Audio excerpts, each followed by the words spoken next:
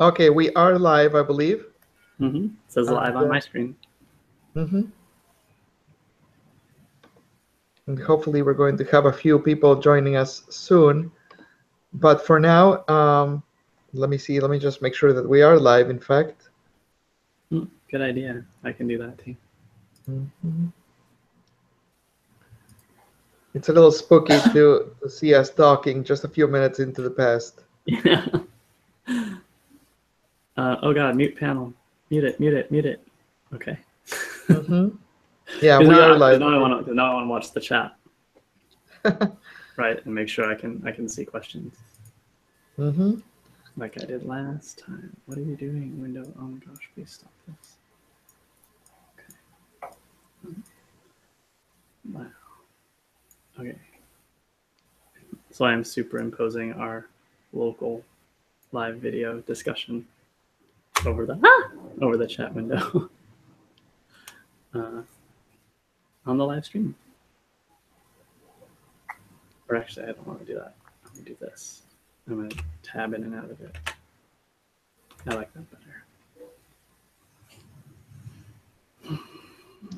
Okay, so I'm going to just send out one email, and we should probably get started. There's not many people in the room watching us yet, but this is going to be canned too, so I don't want to just stare at the camera and make people impatient. So let's introduce ourselves. And from left to right, we have Melina, Sarah, and myself. So Melina, you could start us. Okay, I am a trans woman living in Florida, and I received SRS surgery. It was just a little over 2 months ago. So I'm still in the early stages of healing, and it's been quite the ride. Hello. Hi. My name is Sarah9 Elliott.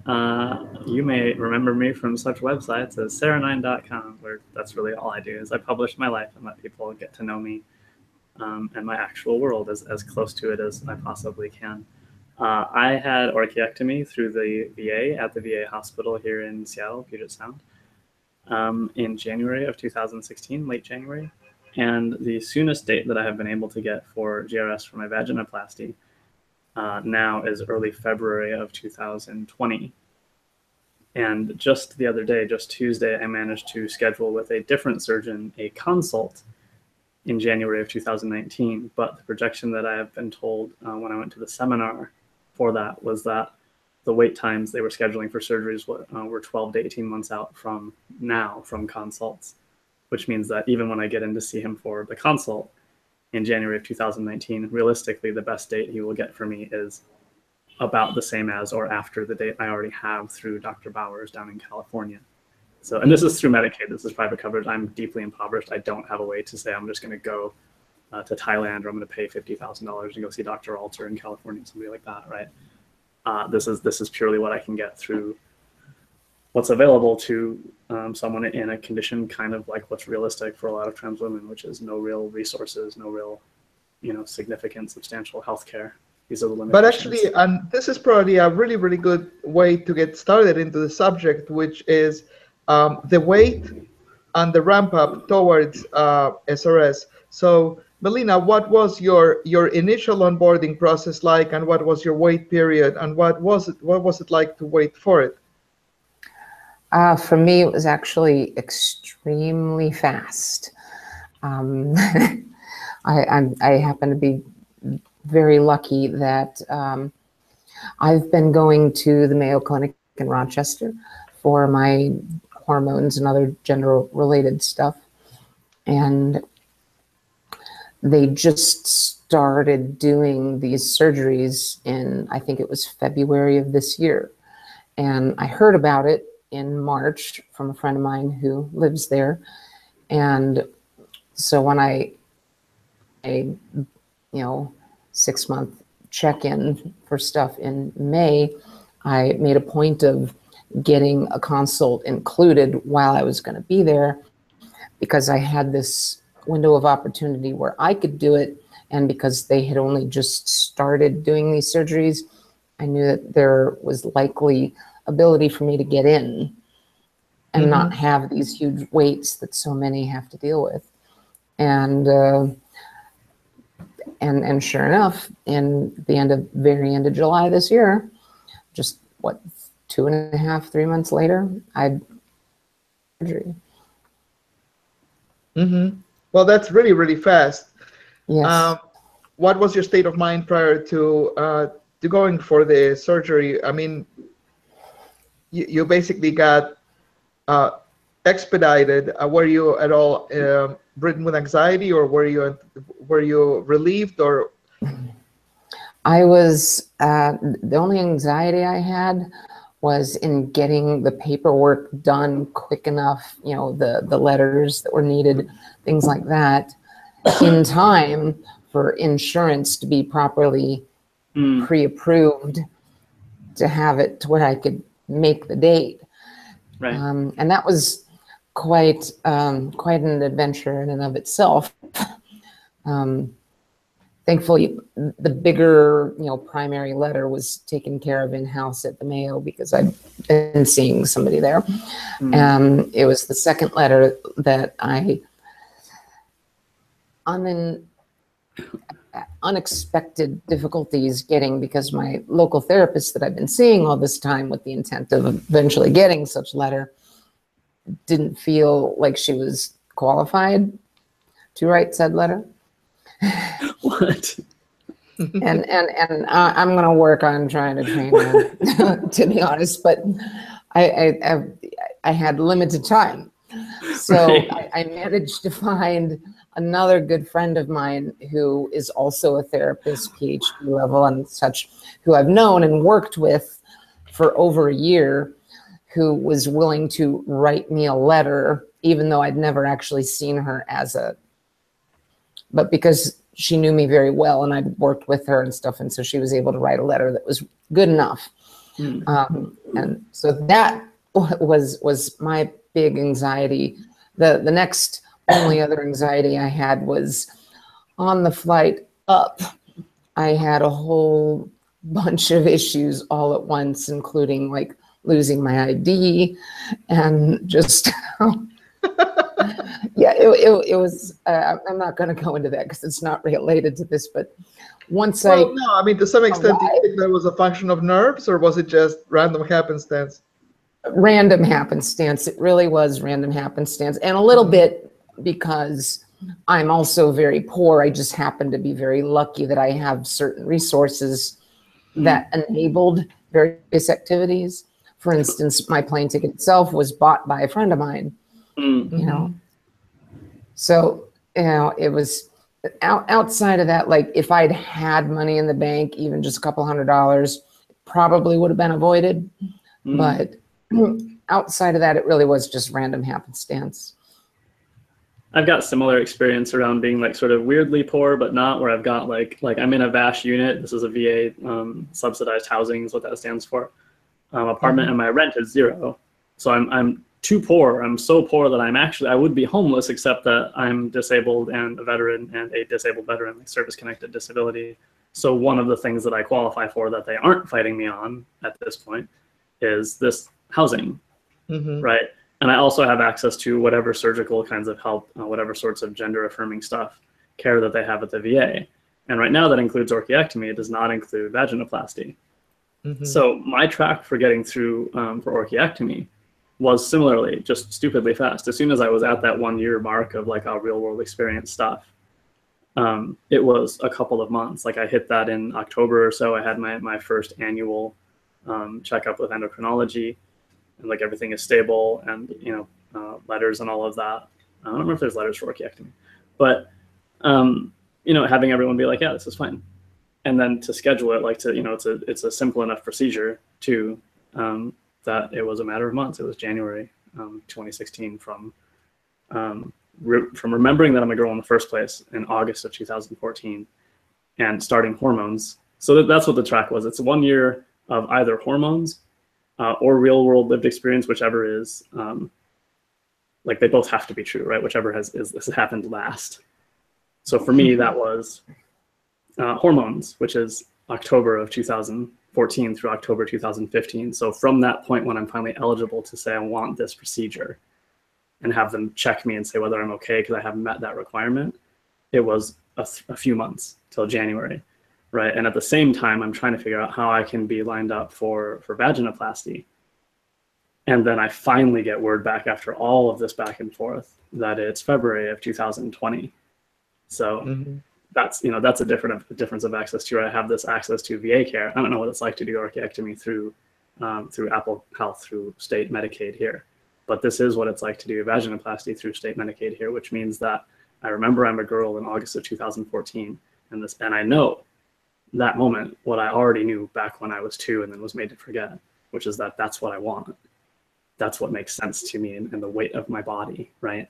And I have to wait. The soonest I can get it done, the soonest I can even ask for it is October 2015. I have to prove to them that I am really what I am in order to have, you know what I mean? And these requirements too along the way of like, you know, demonstrate to your mental health professional all this stuff for like, you're like, who else has to prove their gender for a year to that get is a very, surgery very odd, yeah.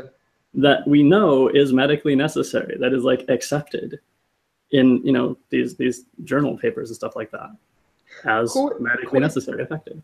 What is the function at the VA that supports the trans community, and who do you have to interface in order to, like, who do you have to prove this to?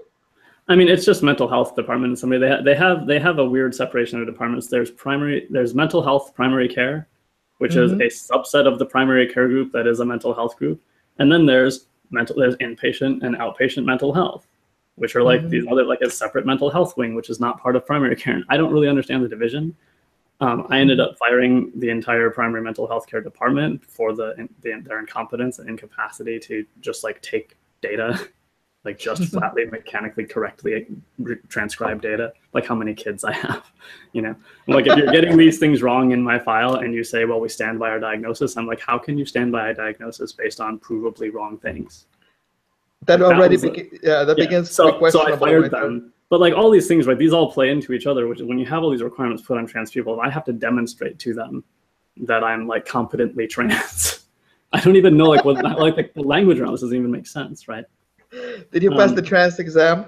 Yeah, well, at the time, this is the thing that I'm wondering now. Like, I fired them and everything. I don't go to these groups anymore.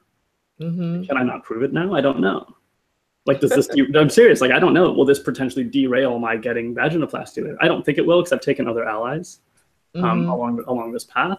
But like, it's an anxiety, you know, a real worry. So, hello. We're going to pause for a second to say goodbye to Allison. Allison Grillo is joining us from New York, right? Yes, here in the East Village of New York City. We have a close-up of your eye right now. It's beautiful. I have to wonder how much of those issues you're talking about is systemic transphobia and gatekeeping, and how much of it also bleeds into sexism in general. Like, I know a lot of women who want to get, and in some cases need to get, hysterectomies, and they face very similar problems and hurdles in getting it done, and doctors just outright refusing to do it. I've seen stuff like this where women want their tubes tied or something, right? And people argue with them and say, no, like, but we may need to use you in the future. It's like, what are you talking about? Like, think of what you're saying. Yeah. I mean, and just to catch Allison up, what we're talking about is the weight process and the qualifying process to get on the ramp towards getting vaginoplasty, and how sometimes it can be really easy, and for some people it can be strenuously hard. I was very thankful for the requirements because it prevented me from making a rash judgment, a rash decision.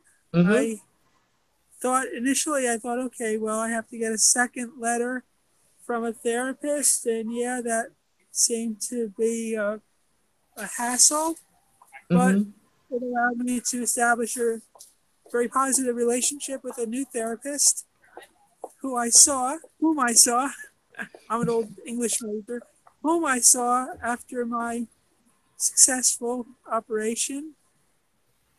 So I'm kind of a little bit old-fashioned. I think there should be should be a sort of vetting process, or at least a few hoops to jump through before you go ahead and have this rather involved operation. Mm-hmm. I've had a thought in general about this.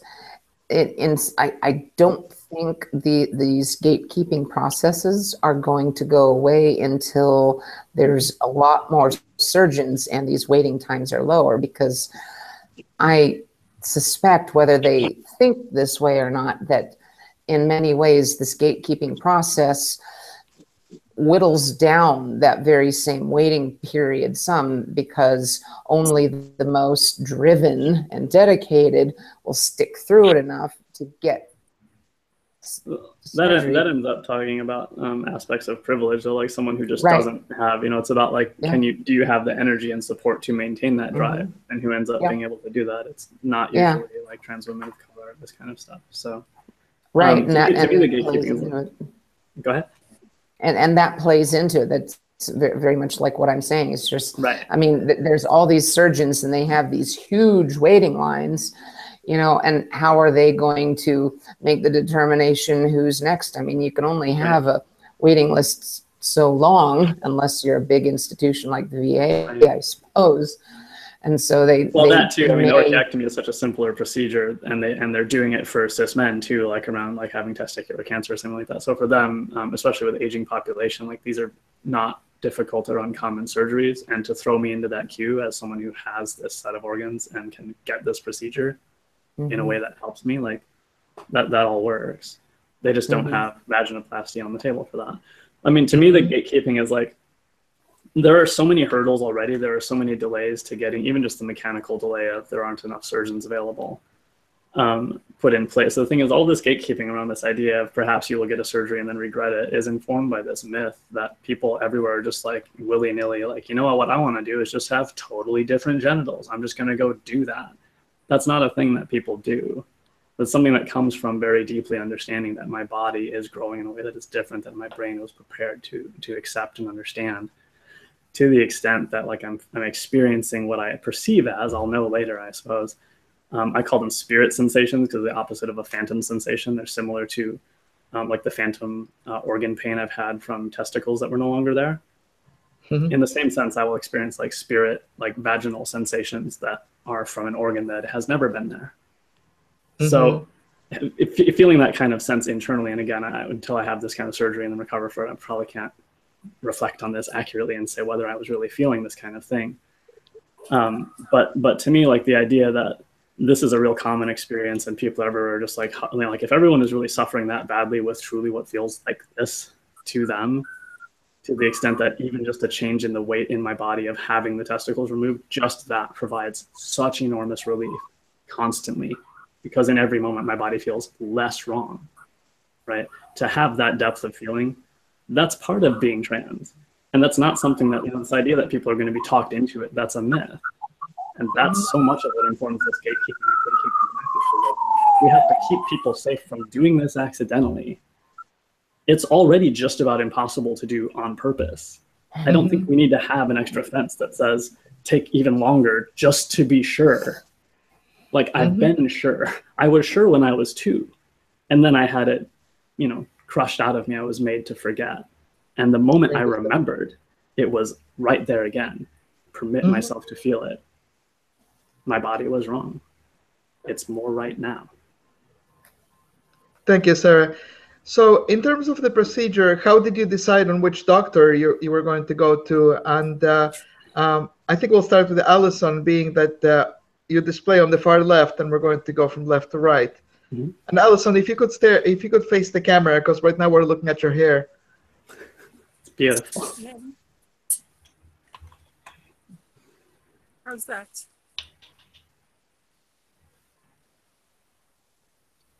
I think Allison might be having phone problems. It seems so.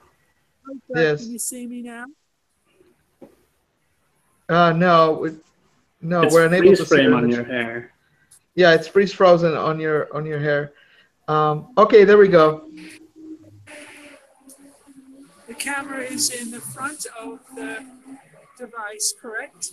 Yes, now we see you. And Allison, I don't know if you heard, but the question that I had was, how did you decide on which doctor you were going to have perform the procedure?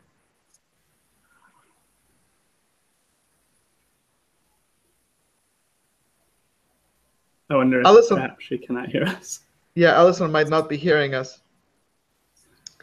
Melina, why don't you go next in that case? Why don't you tell us how you picked your clinic and how you picked your doctor?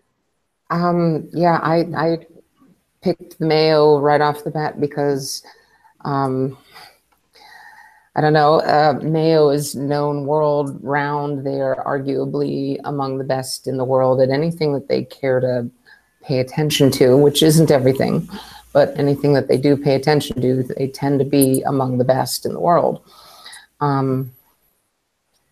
I've said on many times that on their worst day, they're still better than average. Mm-hmm. Maybe that's not quite always true, but that was definitely one of the things that, you know, I have said many times. Did you easily qualify for their care? How did you get in? I've been a patient of the Mayo Clinic system for a very long time at this point due to other health things that I'll just not go into here. And as a result of it, I was already in the system. And so I was able to connect with and learn about much more easily than others might have. And it helped that I knew people, came to know people up there, which were able to help developments, you know, such as, like I said earlier, you know, they started doing the surgery in February, which I knew that they were working on getting to, but I just hadn't heard that they'd started yet. And it was my friend who lives up there that told me. And so I almost immediately called and said, hey, I'm going to be up there soon. Let's get me a consult there, right. You know, and I knew because I'm already a patient with them that my insurance accepts them and will deal with them. And there's not necessarily that many places that I could easily go to that my insurance accepts that also does this. And no other place that I had that same level of support, because I really do at this point have a lot of friends up there. And they were instrumental in helping me deal with the 6 weeks after. Even though they're very new and I guess inexperienced at doing this surgery, the surgeons, by nature of being good enough to be employed by the Mayo, they have done thousands of surgeries, I'm sure. And they spent a good 2 some odd years training in various different capacities. Like one of the two went to Thailand for a while. The other one went to, I think it's Bowers up in Canada. She's in California. Marcy Bowers, that's who I'm seeing soon. Who's the one that's up in Canada? There's another one. Anyway, there's a big name who I never paid attention to because I was never going to go see them. Right. And if I remember right, they're in Canada. Maybe it's Bowers in California. But anyway, this person came to the Mayo Clinic for the very first surgery in person. And it's a person that does like 2, maybe 3 of these surgeries every day. So for them to set aside time to fly to Rochester and participate, you know, it really was a big deal. So there's a whole slew of experience that I would willingly trust with almost, you know, you could almost call it blind faith, whereas another person who's just starting out, I'd be highly skeptical of.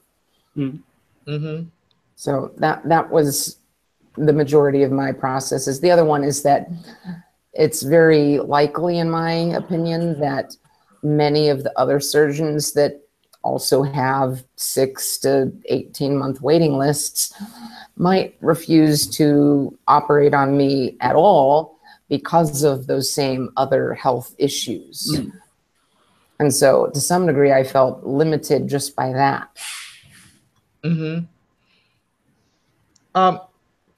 And now, talking in terms of the procedure itself, it's about 3 hours long, isn't it, Melina? They scheduled mine for 5, and I wasn't awake for it, but I believe it took somewhere between 6 and 7. Now, I think that's in part because they are somewhat inexperienced at doing it, and they would rather spend the extra time and make sure they do everything as right as possible.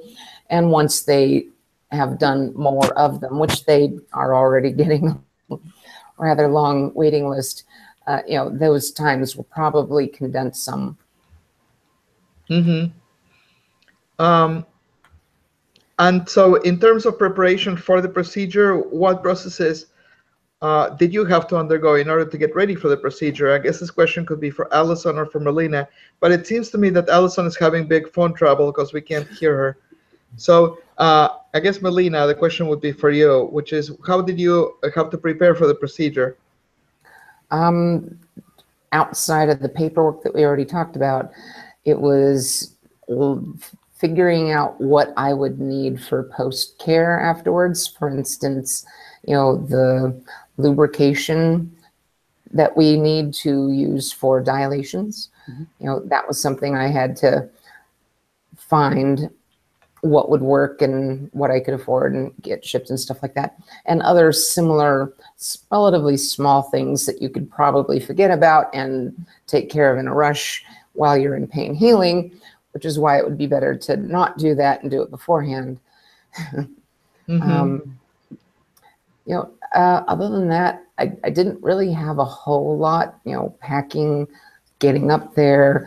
You know, there was a pre-surgery check-in immediately before.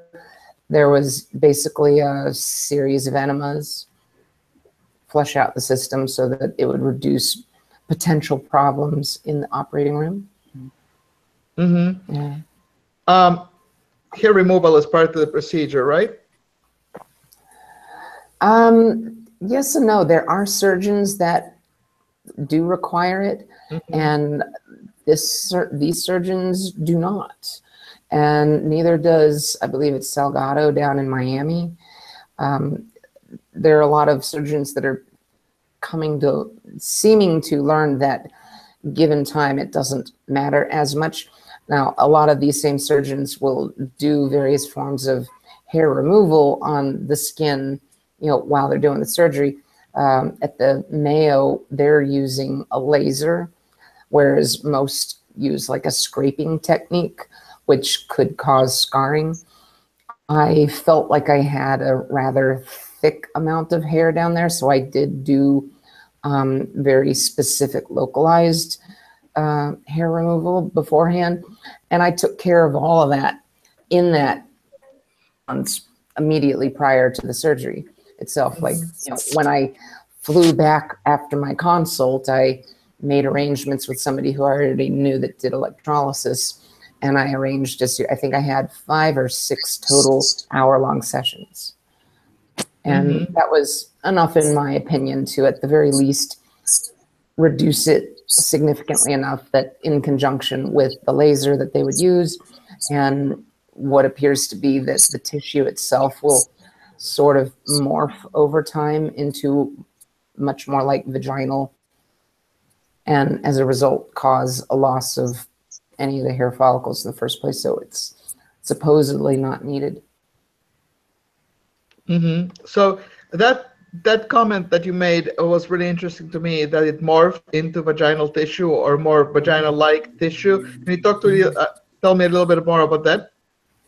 I don't know a whole lot, but I've seen a number of times where there have been either articles referencing, you know, studies or observations, but it would seem that over time, and I don't know what kind of time frame, and I'm suspecting it's like 5-ish years, you know, due to the presence of estrogen in our bodies, that the tissue use, and I'm referring to a penile inversion, which is what I had, that tissue being on the inside in conjunction with the estrogen seems to cause it to sort of morph into vaginal type of tissues.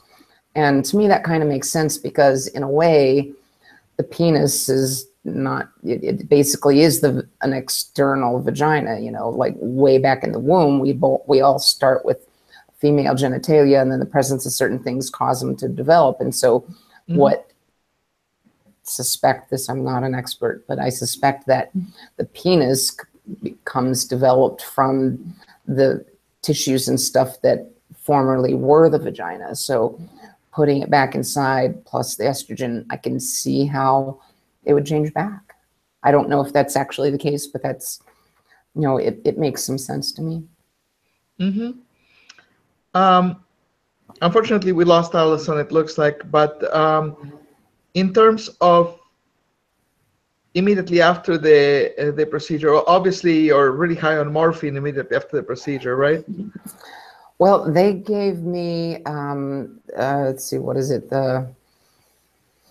They gave me the shot in the spine, which is a painkiller, and that was supposed to last like 3 days. Epidural, I think it was what it's called. Yes. Yeah, used often for women giving birth. Anyway, and I did also have Oxycontin, let's see. Anyway, the smaller 5s. I personally tend to resist using it. Like, I use it to keep things controlled, but I don't use it to have the pain completely go away, because then I think that I'm taking too much. And so I have this internal resistance to using it in general. So I didn't use as much as maybe others have or would. Detriment, I might have been better off being a little bit more liberal with it. But I also have an extensive history using it because of those same other health issues that I mentioned. You know, I've had to take, and will be taking soon again, 15 milligram extended release. I mean, that really heavy duty stuff. So, you know, it's not an unfamiliar thing to me. I can say it felt to me in that first week that it wasn't necessarily a lot of pain. It was more extremely uncomfortable. Like I've spoken in other areas where I feel like the doctors will talk about, you know, 0 to 10, what's your pain? And I think they're missing part of the boat by just asking that, because I think there's 3 more scales involved. And one is uncomfortableness. As an example, you could be severely constipated and it's extremely uncomfortable, but it's not really painful. But you know, given time, it can be agonizing. Right. You know, so those are my 3. My main 3 is pain, uncomfortableness, and agony. And agony is a factor of the first 2 over time. There's a 4th one, another doctor suggested, which is a coping ability. You know, your ability to cope. You know. I like that too, because that brings you into the picture with your own agency. Right, and it fluctuates with your own context, you know. As something that the doctor that talked to me about that, which was at the Mayo, because I was talking about it, they found that trans women getting these surgeries tended to use less painkiller medications than they were expecting based on the severity of the surgery, and they felt that it was a product of worse. So relieved, excited, happy from having the surgery, that the pain doesn't matter as much. You know, we're not as depressed about it, so it doesn't hurt as much. I don't know if that would be the case with me. I would be very excited, but goddamn, give me some drugs. Right, but even so, you're far more motivated to get through this, and it doesn't feel as much of a burden as it might be if it was like, you know, open heart surgery from a heart attack. You know, you don't like that in any way, shape, or form. So it's something that you deal with as best you can. Whereas for our surgeries, we're, you know, in some ways looking forward to the surgery enough that it dampens the need for pain meds because of our own personal euphoria from having succeeded at the goal. Yeah, that makes sense. So I know that was a bit of a tangent. So anyway, you know, that first week, I would say it wasn't necessarily that painful. It was painful, but it wasn't like hugely painful. It was very uncomfortable. And as a result of it, it was moderately to highly agonizing, using my scales that I mentioned. And so take that into account when you're thinking about it. It's not that it's going to hurt itself so much. It's just, it's going to be really agonizing to deal with. My personal coping skills with pain was actually rather low comparative to what I normally am because of, once again, the same health issues I keep mentioning. Yeah, pre-existing conditions do factor in a lot, and age also factors in. If somebody is younger, they're going to be more capable and more able to cope. Hold on a second. It looks like Allison might be returning with us. Give me a second. I'm going to unmute her. Sure. Hi, Allison. Can you hear us? Hold on. I'm going to try to unmute her. One second. I'm still seeing the mute icon. It might be. She might be muted herself. Oh, I see. That could be the issue, yes. Allison, wave if you can hear us. Allison, please wave if you can hear us. Okay, she is waving, so please unmute yourself because it seems that you're muted right now.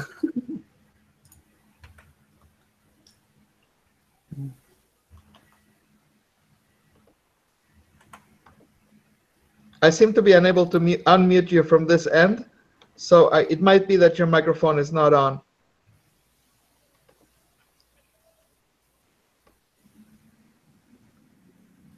Now you've muted yourself. Or you're unmuted. Yeah, I cannot unmute you. Allison, please check your microphone because right now we would not be able to hear you.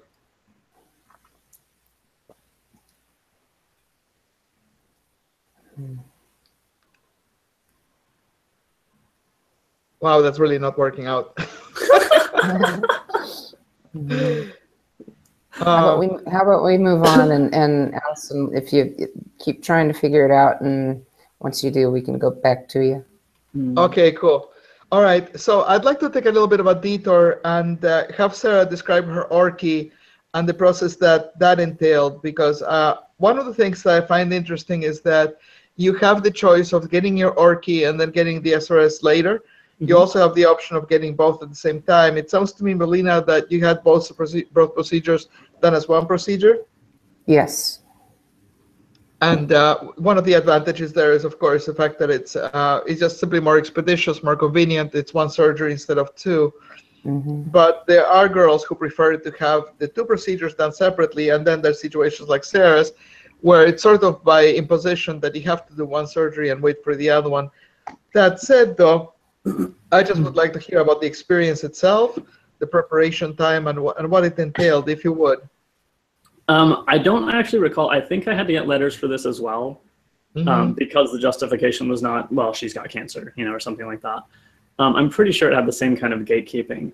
But in terms of, like, once the sort of paperwork stuff was out of the way, again, like, the mechanical aspects are really simple. And because they didn't have this stuff, like, there's not a huge wait list or anything like that, they just threw me into the queue and I was done really quickly. It was, some pre-check appointments where they, like, they do urine sample, blood sample stuff, like several, like a day or two in advance or a week in advance. Just final prep stuff and making sure you're ready. One of the things that I talked about a little bit in general with the HRT is the shift of weight in my body. And I don't know if this is just an autistic thing or if this is something that trans women experience in general, but that experience of difference of weight, of having like slightly more weight up here and slightly less weight down there, or slightly more weight around my hips and things like that, is something that is part of relieving that sense of like dysmorphia of my body being incorrect, or my brain experiencing something different. And because of my level of sensitivity to that kind of thing, what I was told by the urologist in the pre-screening ended up not being true. She said that getting this procedure done was not going to really change my experience of my body, was not going to really affect my gender dysphoria much. And I was like, okay, I'm like, I still would like to do this, but like, thank you. Because I thought, if nothing else, I'll like, my clothing will fit better and that will help. But it's beyond that. It really is like, especially once I had healed, just that little bit of weight difference, like half or so of the weight down there just being gone, has made an enormous difference. I mean, I don't have a lot going on up here either with what I've gotten from hormones, but just this, like, it's enough. And it feels more correct. Like when I dance, when I move, I feel like I can be here more, right? Mm-hmm. So for someone like me in this kind of situation, if you have, and I would imagine orchiectomy wait, even through Medicaid, is probably similarly not that long. You may have a difficulty like convincing them through paperwork that you need it or that it will help, but maybe you can show them something like this as essentially a patient testimonial with a delay of as long as I have. Like, to me, anything more than a year of waiting beyond when I can get an orchiectomy, if that's the soonest I can get a vaginoplasty, it was absolutely worth it. Absolutely worth it. So the actual recovery was really difficult. I had a really rocky relationship that didn't withstand the stress of this. I didn't understand this at the time. I didn't get the same kind of preview of what it would be like to go through and recover that I got when I went to the seminar for vaginoplasty. The doctor I talked about getting a consult in January 2019, there was a seminar for that. And one of the things they talked about being ready for in your aftercare is having good support, because you may experience like really severe depression kind of stuff, or like moodiness. And so I didn't understand that, and already was in a kind of rocky relationship with the person who was going to then, who had promised to support me through the aftercare. So that ended up being really different than Melina's experience of being like, well, you know, I was so happy and elated, like I was for having had the procedure done. But at the time, what I said is I regretted doing it when I did because of the strain it put on this relationship that I thought was really important to preserve. So being prepared in that way, I think, is probably the number one thing that I'm looking forward to. Like, I'm also glad I had the experience because it informs what I can do around vaginoplasty when I am able to get that done. Saying that I know I need really, really, really like proven, dedicated support that I can count on, right? So if Jared is still with me at that time, like, we will have built that kind of bond, I imagine, you know, or making sure that I can try to contact like my best friend or something like that, making sure I have good support. And one of the things they talked about in that seminar is making sure you have like, that you're thinking about your supporters, like you're thinking about rotating them out, like permitting them to, you know, not saying one person is going to completely care for me for, you know, however long, but saying I've got a few people who are going to, like, you know, this person is going to like check on my cat for the first, whatever, like, you know, the 10 days or 2 weeks or something after you come home when you can't, and you don't want to have any of that around either. That kind of stuff, like being more complete around that is probably what I would do. I also noticed that, probably again as a function of autism, I don't know if this is true of everyone else, and Melina's experience of having less pain meds than projected and hearing that that's common is totally opposite of mine. What I needed after orchiectomy was basically the same amount of pain meds again. And I think I would have been okay with about half again that, and then beyond that I didn't need it. But my experience of that pain, and again, it's difficult to separate, maybe the emotional stuff at the time was amplifying it to some degree, but that's kind of typical of my experience of pain. Along with healing, by the way, my healing was like fast, like either normal or fast. And my experience of pain, though, even like residual pain, after they're checking, like when I went in to ask for more pain meds, they're like, well, would you mind, we can check the incision site and everything and make sure that there's no problem. And I was like, sure. And he was like gushing about how great it was. He's like, this is beautiful. It's healing up wonderfully. Everything was going like textbook, right? Except that I was in excruciating pain. So I was fortunate that they gave me support around that, especially because this is another reason I would suggest doing this kind of thing. This is a much less involved surgery. And now I have some demonstration of like supported proof that when I have something like this done, my experience of pain is much higher. So when I go get vaginoplasty, I feel I'll have an easier time going to my providers and saying, look, I'm gonna need like 2.5 duration on the pain support. And that's just true. And having to deal with that, like I expect already to have to deal with, you're just drug seeking, like, well, yes, because I know what the pain will be, you know? I really like the surface when somebody, I was going to say when somebody makes a strong point, and it's not to dismiss the other points that everybody else is making, but I think that it's really important to make sure that you have a good support system as you go into surgery, and that it must be a prep step in you lining up surgery. The fact that you're going to have somebody who's going to watch over you. Right. But what is, for the orchi, what is the recovery time? The projected recovery time, I think it's outpatient, right? So same day unit, you go home. later on. It's a couple hours, I think. And then aftercare, I think they said like a week to 10 days till it's totally healed. But my recovery time, my like recovery till I was more like ready to really move and be more like I was before, was more like 5 or 6 weeks. And again, I don't know how much of this is like emotional strain. I don't know how much of this is autism. This predates my like remembering like childhood abuse and stuff. So like a lot of my experience of that kind of thing is, there are some factors that may not be that common. But I mean, like one of the things that is kind of interesting, but also like tragic and terrible to me is like, we're saying things like, make sure you have a good support network in place first. But one of the girls that was at this seminar that I was at talking about how to get ready for this kind of procedure, asked if the coverage included payment for her lube, for her KY that she needs to do this self-care, the aftercare of this procedure, which is covered. And they said, no, you have to buy your own. And Jesus. She kind of lost her shit because she's like, how, like, I don't have the money for the surgery. How do you think I'm going to have the money for this ongoing for years, for the rest of my life? What are you trying to offer? And she ended up leaving partway through, but I'm looking at that scenario. And then also like our talking, you're like, well, yeah, make sure you have a good support network, but a lot of us don't. And I have to say for myself, like, this is not a recommendation, of course, but for myself, things are difficult and bad enough in me and with this condition being what it is, that if I had a chance to get this surgery with no support, I would take it. That's how serious this actually is. So yeah, absolutely work towards getting a support network, but we need to acknowledge more broadly socially that so many trans people, trans women, and I can speak really more from my own experience, just don't have it. Just lose supports, lose community left and right constantly because people don't see who we are and hurt us and then don't care, or double down on it when we say, hey, that hurts. They're just like, well, it shouldn't. Like, and yet, like that kind of treatment everywhere, right? It's like we have so little support. So I don't know. I don't have like a recommendation that's kind of like a bummer point for me to end on, but it's true. We don't, I watched that girl leave that seminar and I was crying. I don't even know how to reach her. She's not, like, even less, I imagine, well supported than I am with this unit. She didn't sound like she had a place to live. And since you brought up dilation, and this might be awkwardly personal, but can you speak about dilation? If you can speak about it's a huge part of post care, right?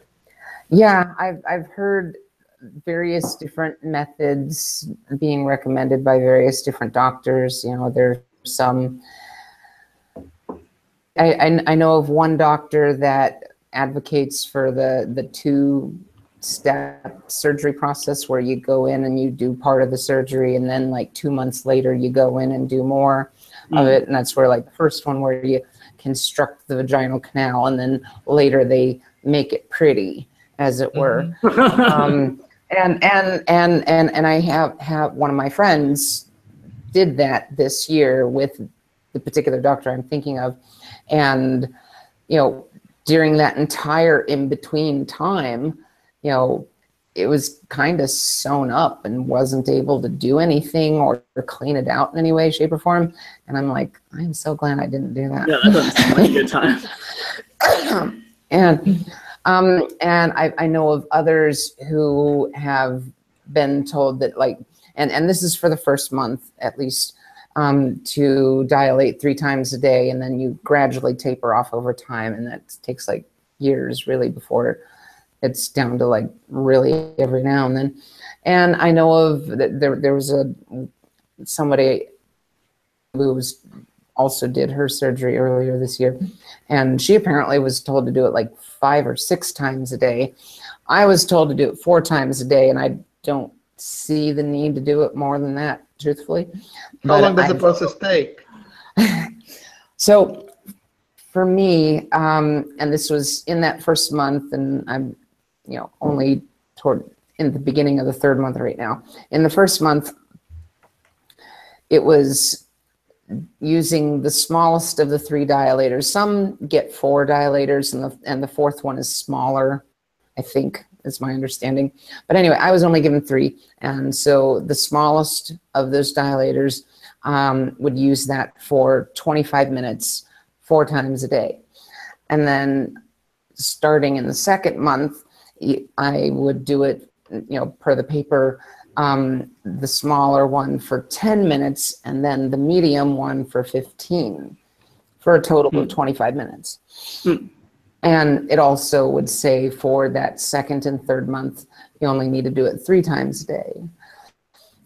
I have kind of felt like it was beneficial when I was able to schedule it to continue doing 4 times a day all the way through the end of the 4th month. Now, since returning, I've sometimes had difficulty even doing it more than once a day. So I currently struggle to even maintain the 3 times. And I do notice that it seems more difficult when I only get it twice, or even never, like twice now. I've been able to only do it once in a day because of traveling and other things that I have to deal with.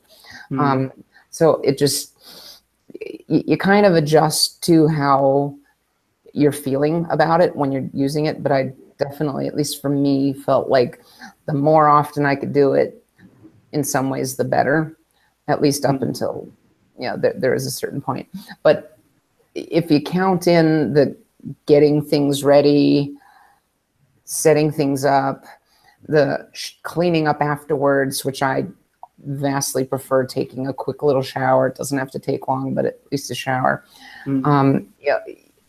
It's easily 45 minutes to an hour each session.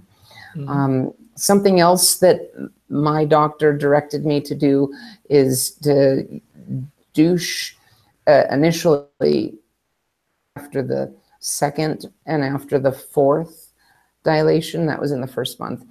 I haven't, and you're supposed to douche like that, or more or less like that, until you're no longer bleeding out, I guess. It's not exactly blood, but anyway. So as long as you have discharge, you're supposed to do some variation of that, and then you can do it much less regularly. I have a practical question, because this is what I'm worried about. I've like gotten the seminar for all the rest, but I haven't had a chance to ask anyone this yet. Is it kind of like set it and forget it, or do you have to like pay attention the whole time? Can I like put this thing in and like prop something up to make sure it stays, and then like watch Agents of S.H.I.E.L.D., or do I need to like commit myself to like staring at it and being like, don't move? Like, how does this work? The answer to the questions is yes and yes. It's a bit of both. Yeah, okay. I mean, and it, you'll find, I only have my own experience at this point, but I do prop it up. I usually, in an effort to maintain and hopefully even increase my depth a little bit, I actually prop it up a little bit and put pressure on it, and I use my leg to do that. I'm able to angle that. But even so, doing that, I'm regularly either on Facebook or reading something or watching something. And so it's very easy to do things while dilating, because once you do set it up, it is a little bit of until you're done. Yeah, you're not going anywhere for a little bit. Well, see, that's what I mean. So I thought, okay, good. I can camp out and I can watch, whatever. Yes. If they're on their 9th season of Luke Cage by the time I finally get this surgery. Yeah, I mean, if you're using your phone or if you have a TV in the room, it's very easy to just sit there and hold it with your hand, even if you want to, and watch something, and that's and as far as like, you don't have to focus on it. As far as like trying to like push for more depth and stuff too, like I haven't watched a lot of videos of this stuff, but I remember seeing a video of another trans girl who was like, she thought she was maybe being a little bit too rough, and then she went in to see her surgeon, who was like way like more like rough around it, and she was like, oh, I was babying myself and like selling myself short. So like obviously you don't want to like be too rough. What is actually too rough? But like to really like for me, I was like, I'm gonna make sure I talk with them, talk with my surgeon about what is really, I want to really deeply understand what is a good level, a safe, good, productive level of pressure. And talking about too rough, I understand that if you're having vaginal sex, then you might not need to dilate. I'm sorry, I got a nose. Would you repeat that? I said that down the line, when things are healed, as if you're actually having vaginal sex, then you might not need to dilate that day. That is what I've been told. Yeah, because there's a certain point where you wouldn't need to do it even every day. You would be doing it like every couple weeks or every week, and twice the a week, recommendation stuff at like the recommendation from the seminar was, I think, twice a week for half an hour for life, regardless of your sexual activity. Which, you know, it may be, you may find for yourself that it's overkill and you don't need it. But for me, I'm like, I'd rather just know that it's going to be okay than rely on somebody's dick. You know what I mean? Right, and I suppose it would also, to some degree, depend on that dick. You know, they're not all the same. So much does. So much. So, does. you know, if it's a shorter, thinner one, it's not going to do the job. Get your number 3 dilator out of here. I need a number 5. Okay, I need a. Yes, I'm not really a size queen. I'm just being practical. No, but I've heard that. But really, this is like a danger, right? I've heard this before. That this idea that if you're having lots of regular, vigorous sex, that you don't need to dilate as much, and that may be practically true. But also, the recommendation at the seminar is twice a week, half hour. That's your like goal. That's your just maintenance for life. Well, the reason why I brought this up is because a friend of mine, I asked her if dilation was something that brought any emotional distress to her, and she laughed and she said, just a little sadness insofar as it's a reminder that I'm not getting lucky during that time. So, I mean, like it just turns out that having a vagina requires some kind of care. Like there's just extra maintenance. It doesn't matter if you have one made and then your care is around, you know, keeping it there. If you natally develop one and you're like, well, it's bleeding sometimes, you know what I mean? Like it's just, either way, you've got to do some kind of care. So for me, like the thought of I'll have to do this, like really, I feel like most cis girls that I know, and in fact, I think I've run this by them. I'm like, if your care for your reproductive stuff was half hour a day, twice a week, you pick the days, you pick the time. They're like, fuck yes, I would take that trade. That's like a total. What is that total for the month? It's 4 hours, right? They would take, you know, who's not, even if you double it for your setup and stuff, 8 hours of vagina care a month. That's a sweet deal. You know what I mean? Like if you're talking about just the maintenance required for just having a vagina. I feel like for me to complain at that point is going to be like, you know. I think that it's all a matter of managing expectations. If one has a well-managed expectation ahead of time, then it's much easier. And talking about managing expectations, in terms of things that could go wrong, do you remember, Sarah, from your seminar, if they mentioned some potential adverse reactions or side effects or things that you have to be ready to factor in? They talked about like different kind of complication scenarios and like worst case of like vaginal prolapse and stuff like that. But I mean, it sounds like mostly what people run into is just like, I forget what it's called, like granulation tissue or something like that. This like tissue is not quite, it's like skinned knee looking kind of tissue. They just put like this silver nitrate kind of stuff on. And I was going to ask how that interacts with my lycanthropy and if they have something that will not have silver in it, but I thought maybe they would take me too seriously and not get that lycanthropy is being a werewolf and I'm not serious anymore. Anyway, it was really mostly around like, honestly, more of it was like, this is like a complex procedure, but a fairly like routine one, since we don't see, like, it's not like a super risky one, right? Like the vaginal prolapse kind of stuff where like the attachment comes undone and the whole thing comes out. Extremely rare. And even the kind of stuff you're watching for, like Melina is saying, like you will have some discharge. And there's a difference between that regular discharge and the sort of like brown, like dead necrotic kind of stuff that you want to talk to your surgeon about right away. So but I've had a couple of girlfriends talk about the fact that some real grody stuff comes out. Well, sure. Yeah, that's what they're saying. Yeah. Yeah. Well, you can speak more to that than I that's just a dream for me, a distant dream. Yeah.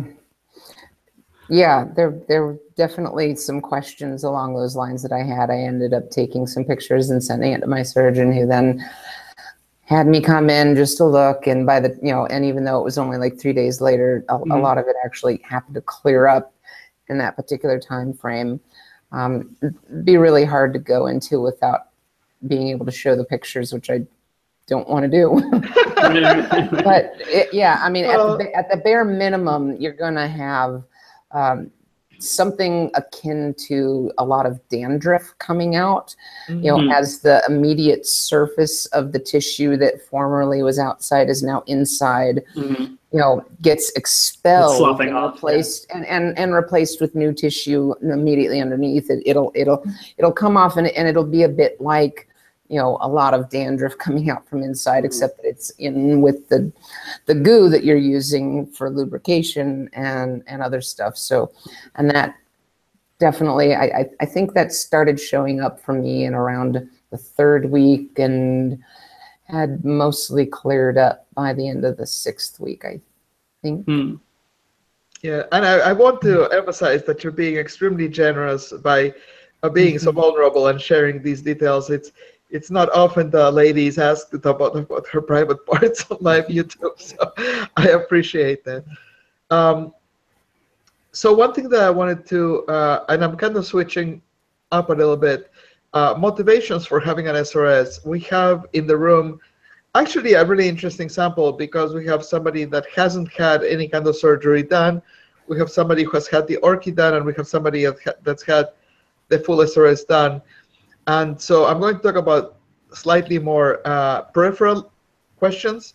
And so one question I want to talk about is your validity as a woman, your validity as a trans woman, because I want to challenge a little bit what I perceive.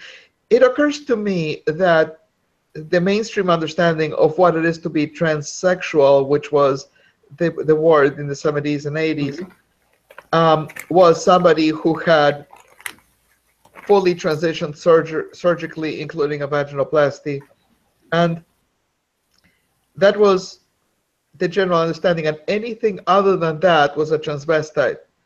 And it took a lot of time for the culture to evolve and to understand different genders and gender non-normative people and gender non-conforming people, and understand all the nuances of gender to the point that we are here today with a little bit of a broader understanding. However, I think the stigma has kind of carried forward and carried on, and we have these stupid ghost stigmas following us since decades past. One perfect example of that is that gay men cannot donate blood, which in today's age is a ridiculous limitation. Also, that I'm considered a gay man who has sex with other men, and that I was considered that before I had ever even kissed a man. Before I'd literally ever done anything remotely like that with an actual guy, because they classify me, a trans woman who thought she was super completely gay at the time. Because literally, it's so inaccurate at so many different levels. I'm classified as a man who has sex with men, MSM. Therefore, I cannot donate blood, which is like fine. It's mine anyway. Yeah, but so that's one example of a carryover stigma in the fact that the only reason why that happens is because of the AIDS epidemic, 80s and 90s, and nowadays, A, it's treatable, and B, it affects other populations, and it's not. And their screening procedures around this are far superior anyway. Like this is the same kind of idea, right? We have this sort of like holdover idea that we're like afraid of something that, in this case at least, like maybe there was a danger at some point, some observable danger, and we've corrected it. But we have so much of this stuff where like the danger either has passed or never was. And yes. Yeah, it's fine. We don't need to take any of this structure down. It's not hurting anybody that we care about, right? But it becomes ingrained in society in the stupidest of ways, and then it becomes this rigid idea that can't be altered. One example of that is women are bad drivers. Women are bad drivers was a reality for a period of maybe 4 to 6 months in 1972. And the reason for it is that at the time, a lot of suburban families got the second car. And for a short period of time, a lot of inexperienced first-time drivers joined the road. Right. Because of patriarchy and hierarchies and other societal reasons, most of these inexperienced drivers were female joining the road. And instead of kindness and patience and consideration, what men responded with was ridicule. And then maintain the power dynamic. And then it kind of, they're like, even though the situation self-corrected in a period of 6 months, they stuck with it for another 30 or 40 years just for good measure. But anyway, it seems to me that there's a holdover perception that, well, I mean, it all stems from the fact that a woman must not at all times, at any point as a woman, can a woman have external genitalia. Oh, yeah. And so if you start with that concept or notion, then you're already starting from a really faulty point of view. But so even within trans communities, I find these hierarchies where post-op trans women are perceived in a different way. More trans. Congratulations on transing all the way, by the way. I am still mid-trans myself. So Yeah, I hope one day to be as trans as you. And I'm only 1.5 stars trans. You know. Get on my level, Cassie. Get on my level. Yeah, I'll This endeavor. is the hierarchy, right? I need to like shit on you because you're like further down the surgery line than I am, and Melina needs to be like, yeah, wait for it, wait, keep waiting. You know what I mean? Like that's what we want.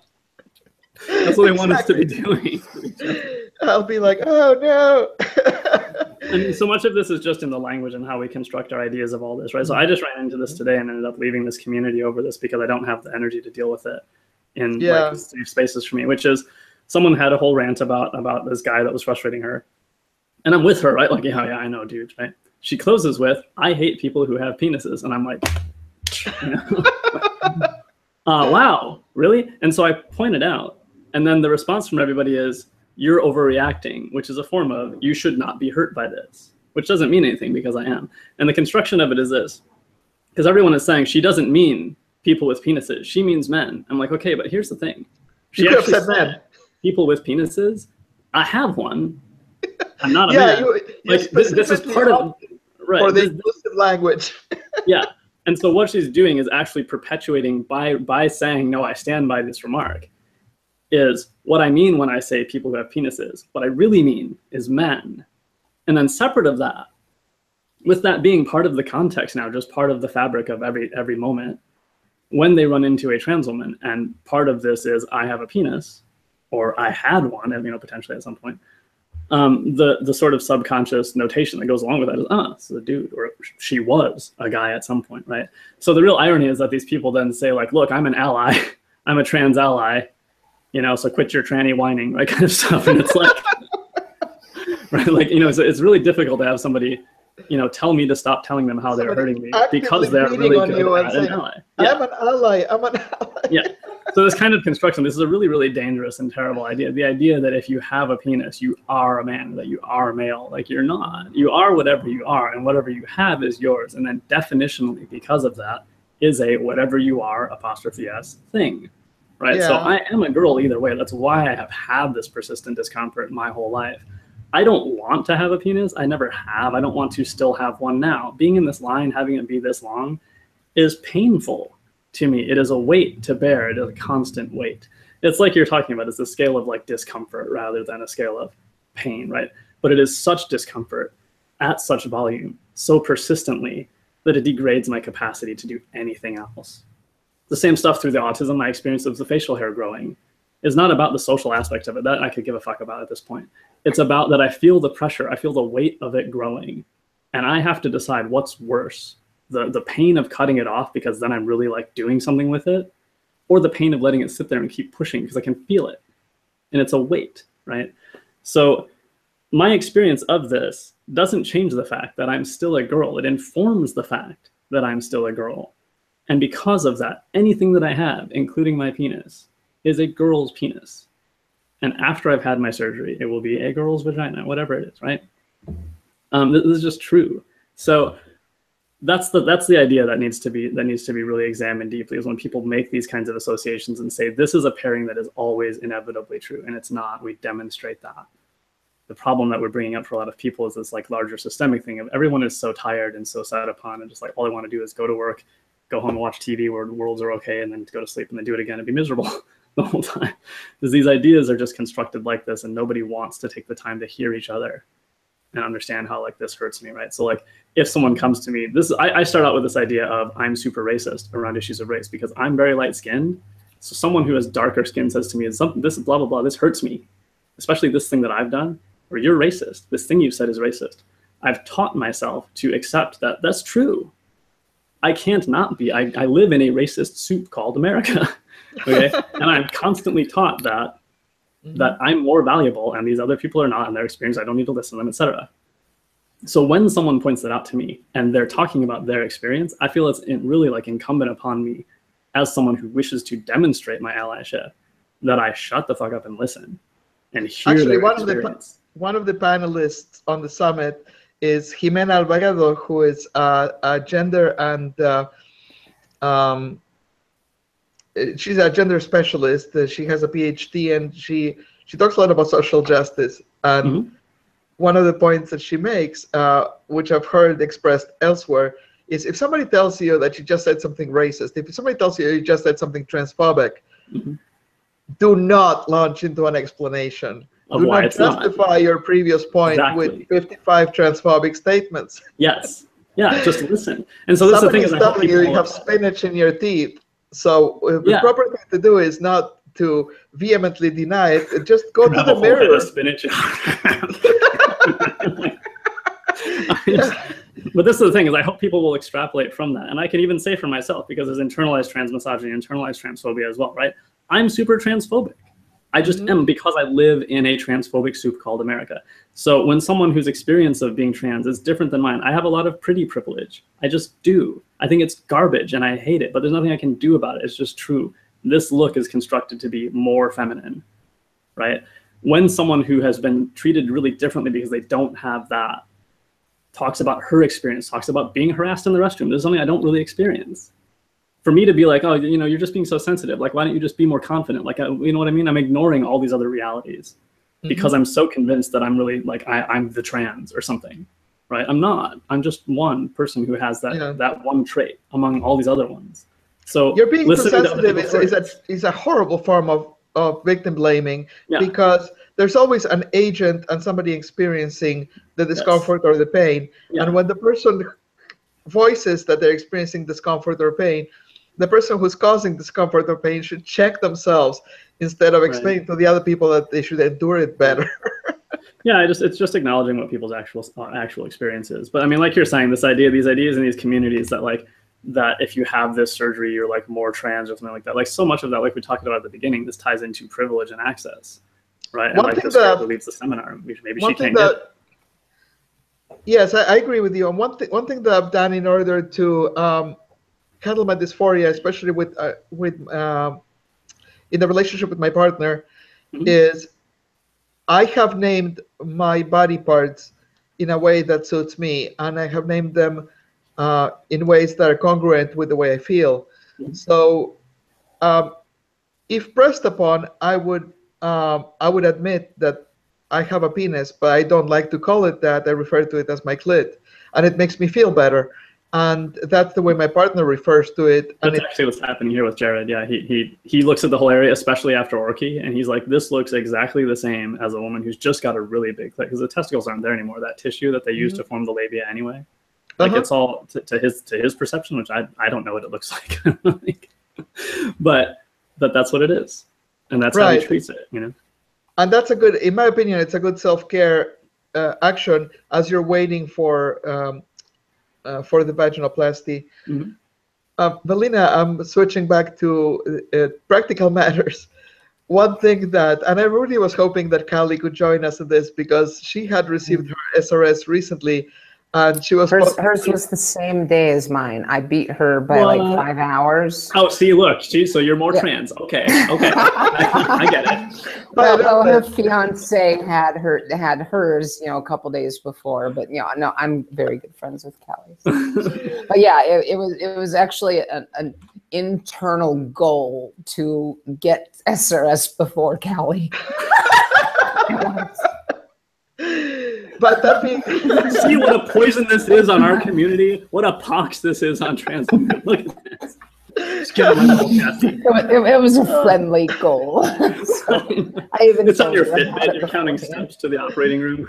I could just see somebody bringing you a golden vagina and. I'll have to mention that to my partner. But anyway, one of the things that Callie talked about was peeing. And that peeing is an adjustment. And that you have to learn, relearn how to pee.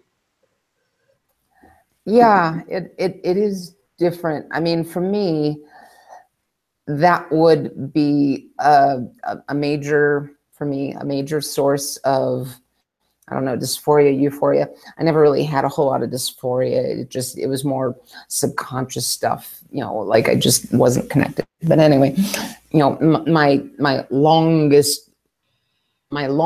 for all my life was to be able to pee like other women.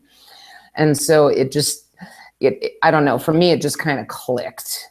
I just did. And it made sense. It's so and interesting it worked. Like I for like the last couple of years before I remembered, I started sitting down to pee, and I made up other reasons why. Like I was more comfortable when I first wake up. I don't want to think about all that stuff. I've like that was something that I looked back on after I remembered, and I was like, of course I feel more comfortable sitting. Sorry to interrupt, but like it's interesting to me that you had that as well. Yeah, no, I mean, for even most of all the years, most of the last 10 years, I overwhelmingly sat down, even if I only needed to pee. And that was, you know, even started to transition. That's funny. That's my experience as well. And I justified it with the fact that I don't like to aim. I'm too lazy. I don't want to turn on the light. Oh my goodness. What a wonderful little gem to dig out. And we got to mark the time on this. What point is this in the video here? We're an hour and a half in, yeah. Make a note, kids. All right, everybody, if you're sitting down all the time and you're making up reasons why, and you got a penis and you're just, you know, and you hate trans women too, probably look at yourself really closely. You know what I mean? Really, if you're trolling the trans women everywhere while you're sitting on the toilet because you don't want to stand up and pee or doing this on your Facebook, come on. Come on, you little egg. Hatch, egg, hatch. But Melina, so Kelly mentioned two things. One thing that I'm trying to keep us on track. One thing that Kelly mentioned is the fact that there's an adjustment in terms of peeing, just in terms of practicality. She also mentioned that it's a little harder to hold it in, and you might occasionally pee yourself.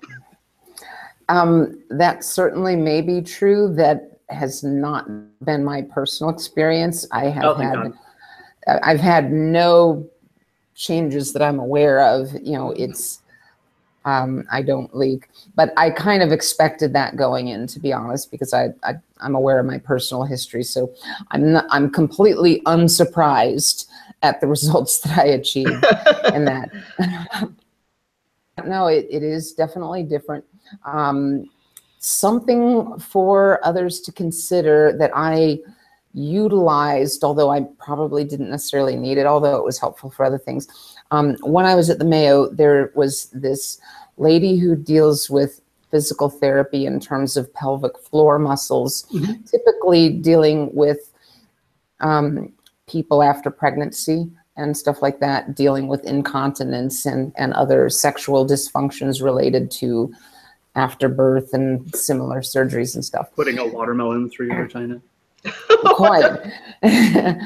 And this particular person, you know, went to the gender clinic group and saying, look, you know, I really feel like my services would be a benefit to these trans women doing these surgeries, because even though I don't have any direct experience with that particular issue, there's a lot of things that are similar to draw on. And so I think it's a good idea for probably everyone to consider trying to find a similar-minded, open-minded or physical therapist to go and see it. Like, for instance, she helped me to have a better sense of identifying the parts, because when everything is all swollen, it's a little, and you're up here and it's down there, it's a little hard to know exactly what you know, which is what and where, and give you a better sense of where things are going to go and how to do things. And also dealing with potential leakage, as you mentioned, you know, that's the kind of thing that they would be good at. It's interesting that you've got that. I mean, that's good knowledge for people who don't even have access to that person, that kind of person directly, is just to know that really someone who works with cis women generally for postpartum care, talking about these kinds of exercises, is someone that I could go see. I could ask the VA, could I see one of these kinds of specialists, someone who does physical therapy around this, because one of them is volunteering to say, I can help trans women with this. That's really, really good to hear. Thank you. Yeah, which is why I mentioned it. Yeah. I wouldn't have even thought of that. Like, I don't know whether they would have recommended it. I'm not at a point with that. No, and that's one of the things that I really, really like about the Mayo Clinic Gender Clinic is because there are people that are actually forward thinking and thinking about things like this. About it. And as a result of this, they're asking questions that, as far as I can tell, nobody's even thinking about, let alone asking. Mm-hmm.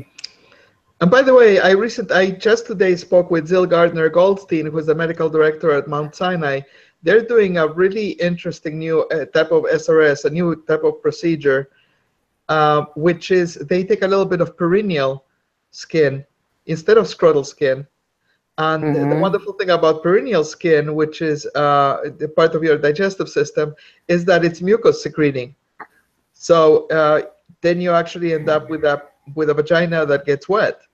And so they've done about 25 of these operations so far with great success.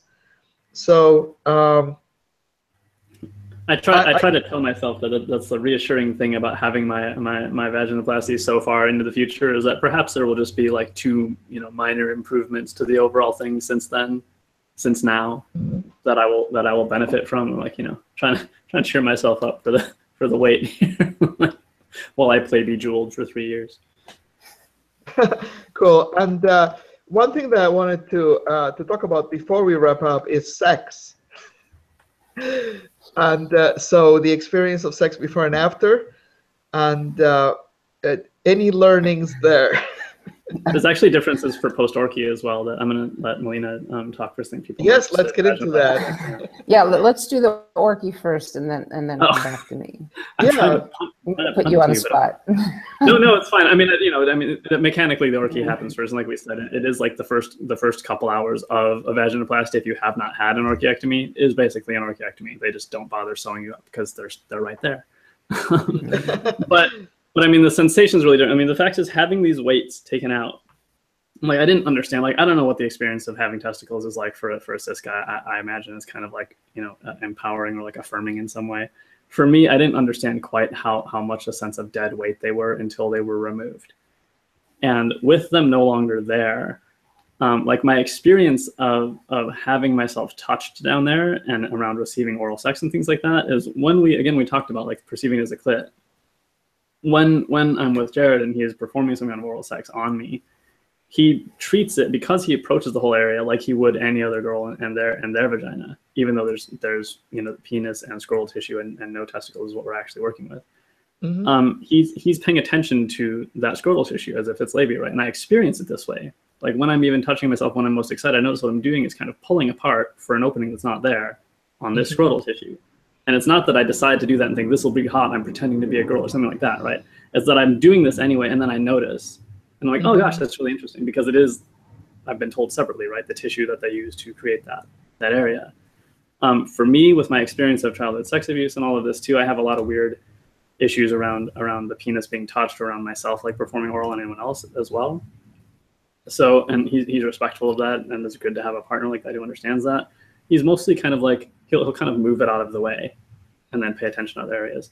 That kind of touch and play is like not something that I experienced with my previous partner, who was entirely pre-orchie, and immediately after, but I was like covered in gauze and stuff, and she gave me an enema, God bless her. But I mean, other than that, it wasn't really like, we didn't get into contact, like we didn't get into play like that or anything like that. So my experience of this is much more like, if I'm touching myself there in a certain in that kind of way, in this sort of like I don't really like grab and do this kind of thing with myself. That hasn't made sense for a really long time.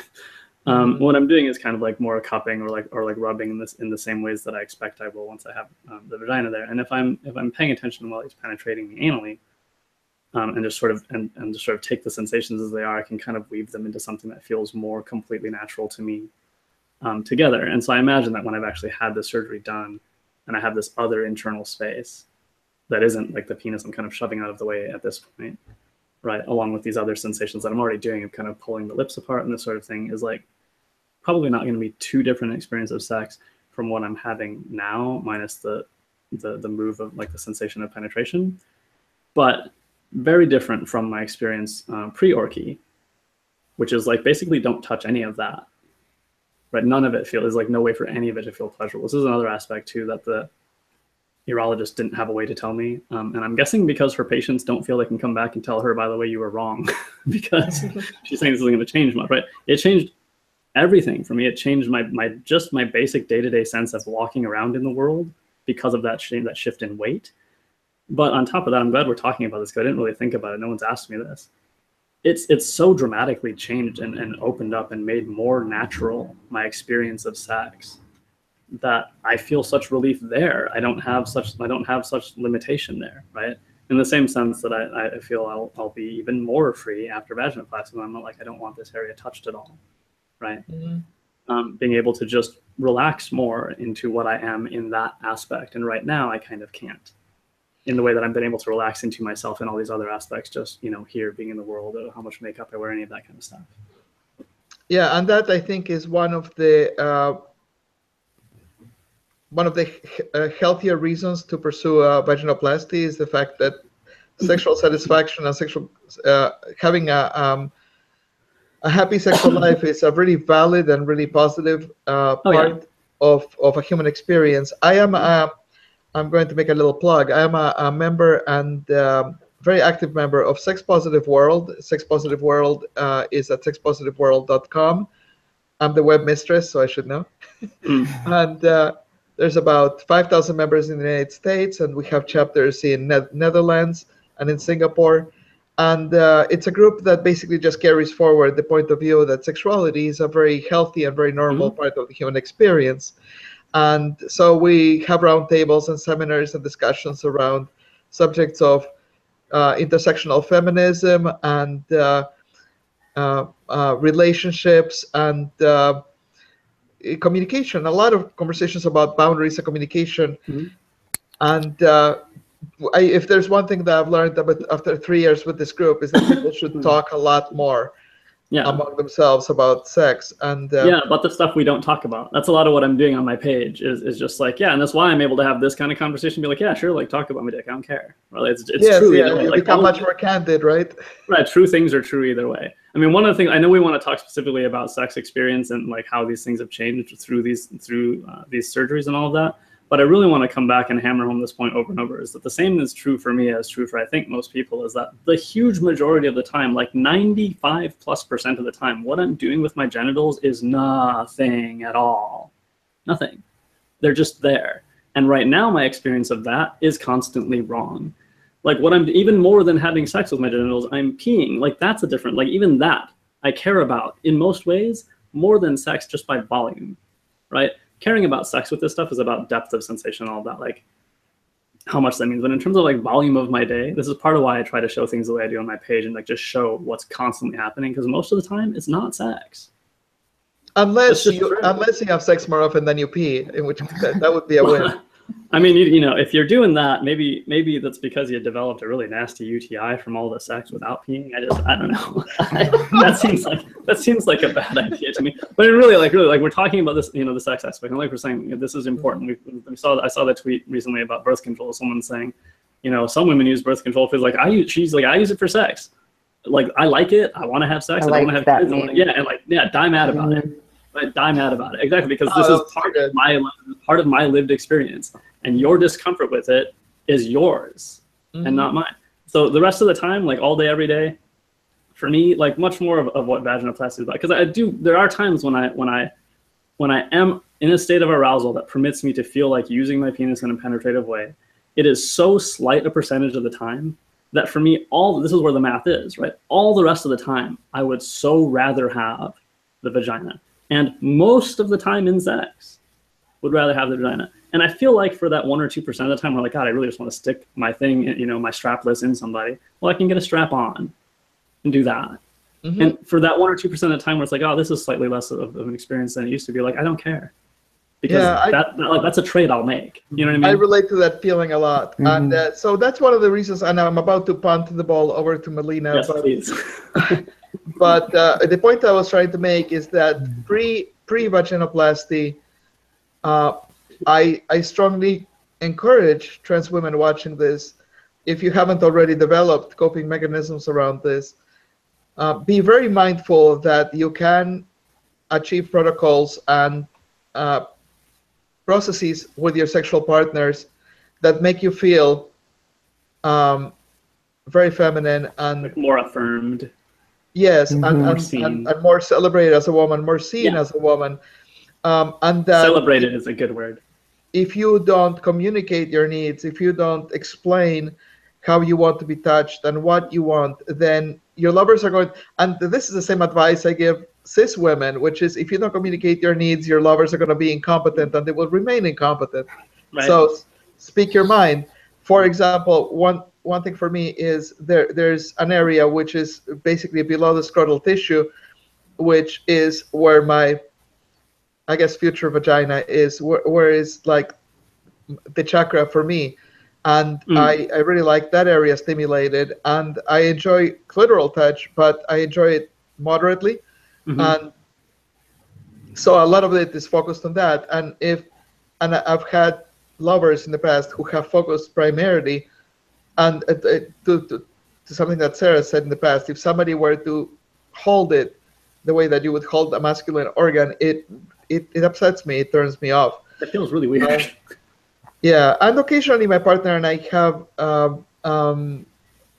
because my partner is assigned female at birth, and they enjoy penetrative sex, sometimes we might engage in penetrative sex with me being the penetrative partner, but one really, really good coping mechanism that I've set up in advance is that immediately after that, she has to spoon me, she has to call me a good girl, and she has to bring me back to my own safe space. Yeah, I mean, really useful. I've talked. In fact, I think on the TV interview about the trans or the trans military band thing, when she was talking about my experience on my body or something like that, I explained, and I don't know if people can get their heads around this, but when it is grabbed, because I feel it constantly as basically a prolapsed vagina, it feels like, if you can imagine how completely bizarre that is, someone mapping that sensation of pressure from the outside, somehow like inverting the hand so that it's actually inside and pushing, it just feels so like there's nothing about it makes sense. It's an Escher drawing, but in my crotch, and it feels so uncomfortable. Right? This is what's so maddening about, like, I hear you talking about your experience in sex, my experience in sex. We're going to hear Melina's eventually if I can finish this up. But it's so different from the idea of like what we hear in the mainstream, this construction of trans women is like we're just like busting out, like kicking down the bathroom stall door with like dicks in hand, just like come for it. You know what I mean? Like I'm like I don't even want to touch it myself. People come at me, want to touch it, be like, you know, like people are propositioning me on Tinder and stuff, saying, "Can I suck your dick?" Like no, you can't. The guy I've been with for 6 months can't. I don't permit it. But the reason I'm still with him is because he doesn't. When I say don't, because it feels fucking weird. It feels like it's being grabbed inside out. Like this is the thing I wish people could really get, especially cis women. Get your heads around. Yeah, they have absolutely no idea what they're talking about. Yeah, like the part where I'm in the bathroom for my own comfort is the part where I sit down because that feels natural to pee. So the idea that I'm going to come charging out of there, grabbing my inside out vagina, and then assault someone with it. Well, like, do you understand how relaxed I have to be in order to feel like doing the penetrating in the first place? Like if I'm feeling really aroused and I'm coming at you, but with my arousal, I'm laying on the ground and begging. I'm just sort of, you know, mumbling please or something. That's the threat that I am. If I'm super excited by your daughter to the point that I'm going to lay on a bathroom floor, are you kidding me? Exactly. Realistically, if all of these things come to pass, it's still me laying there saying please. That's it. That's so far from the concern. It's so maddening that people are like, you're gonna like go after my daughter. And now after this long preface, I'm gonna mute myself. We're going to, yeah, we're all talkers here. Okay, go ahead, Melina. I'm sorry, I'm just still watching. You're gonna love Sarah9.com, by the way, Melina. I'll see you there soon. Okay. Sorry. Okay, so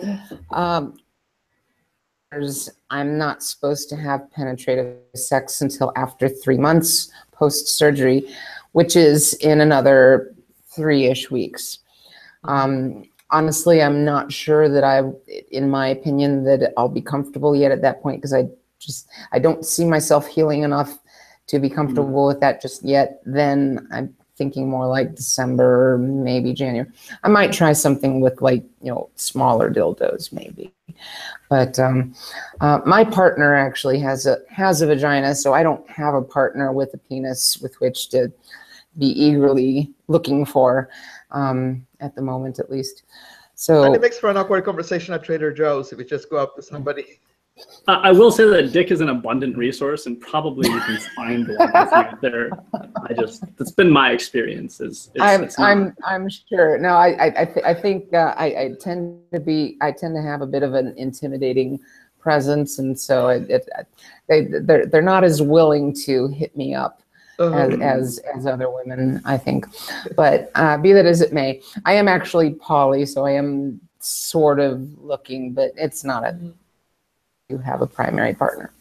I would say that, before surgery, I have, looking back, I've noticed I had a lifelong problem that once I was over the initial excitement of being in a relationship, a intimate relationship with somebody, that I developed issues in,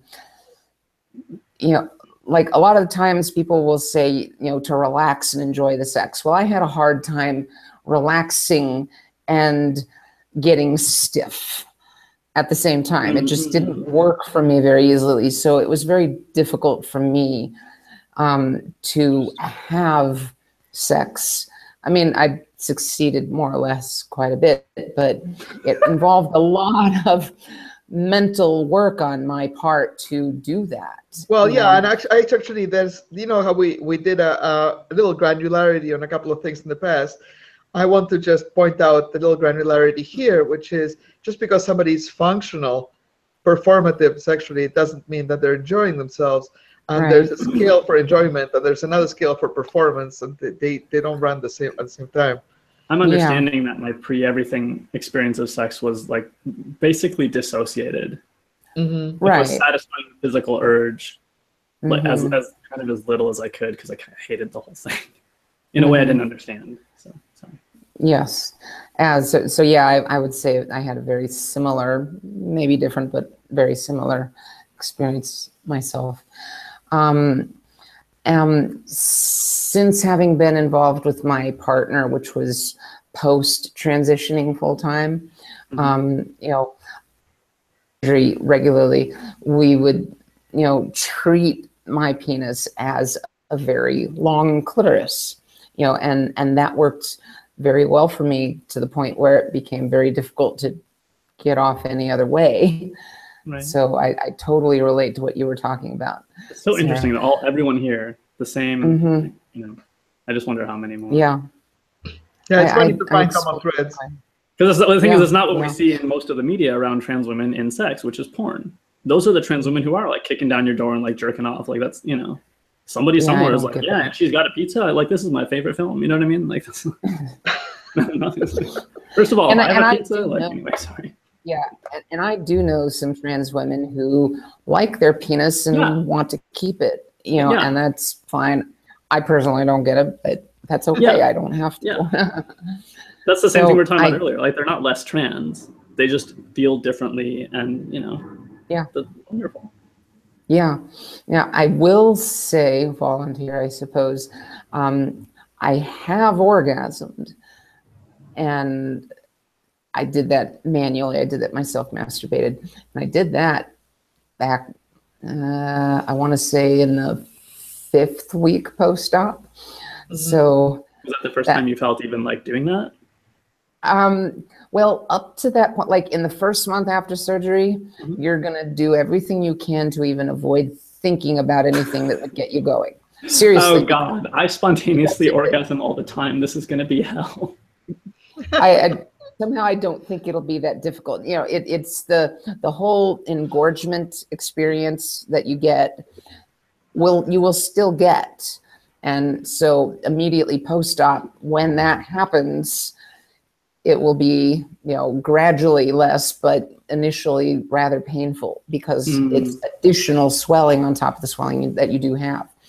So like, what I did when I was actively avoiding even thinking about it is whenever I found myself going down that mental, I'm sorry, I would start thinking about Trump, and that was like stop. So you're laying there saying, "Grab me by the pussy, please." Oh yeah, I was just, and it was like over immediate full stop, back up, turn around. Oh, Donald. No way. Oh, Donald. So, you know, So that, he finally does serve a purpose. Yeah. Speaking of not thinking of the area down there, I will say one thing that I learned in the course of getting the orchiectomy and the post-surgical care. I left this out earlier. I developed a fondness for prune juice. that'll help you. That'll help you in the surgery because it'll help keep your stuff moving.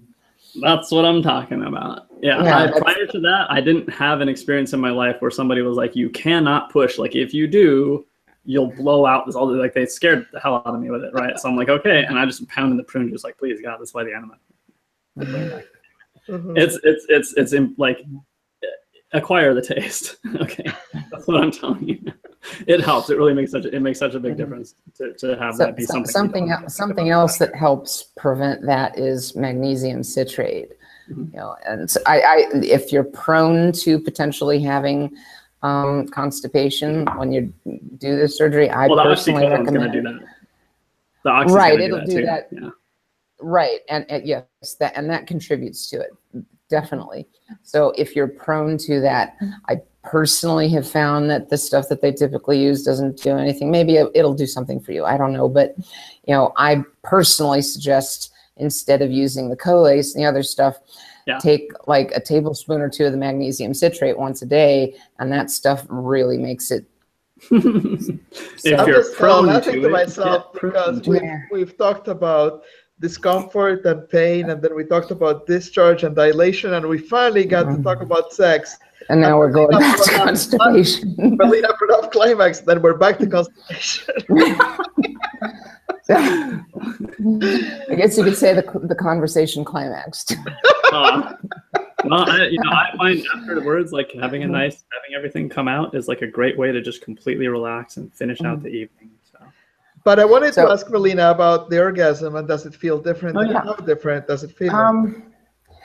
The first one was very interesting to me. Like it felt a little bit like I've heard some cis women talk about like a wave of orgasm going through, and that was very definitely like I could even see it looked like it was waving a bit, and that was very interesting. No, it just seems very familiar at this point.